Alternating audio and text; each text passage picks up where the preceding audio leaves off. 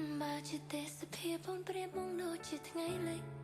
មកក្នុងដងចិត្តអូនចង់ចាប់បងខំបាត់ឲ្យចិត្តបងដូចជាដែលឈរស្រូបចិត្តអូនឲ្យបាក់ស្រឡាញ់ស្នាមញញឹមសានស្រមបងពិតជាគួរឲ្យខ្នាញ់ខៀវស្នេហ៍មកផាត់បាកាយចិត្តចង់ឲ្យបងថ្នោភាសាស្នេហ៍ដូចកាយវិការអូនគៀងដូចគេចូលដូចជាត្រូវអាគមបងឲ្យបងប៉ិនសន្នំចិត្តឆាយអបេះដងទាំងអូនមិនទាន់បានត្រៀមសួស្តីបងប្អូនទាំងអស់គ្នា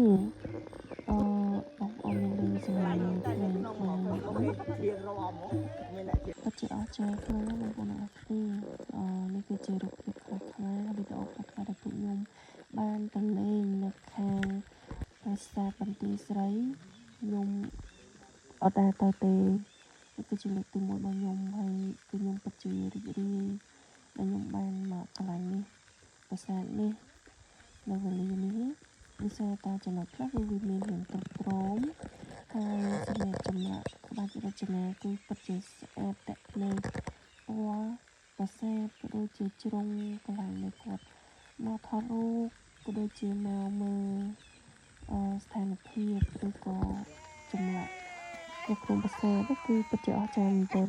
ខ្ញុំឯងនិយាយថាគឺរូបភាពមួយគឺច្បាស់ស្អាតដើមឈើសលេងអ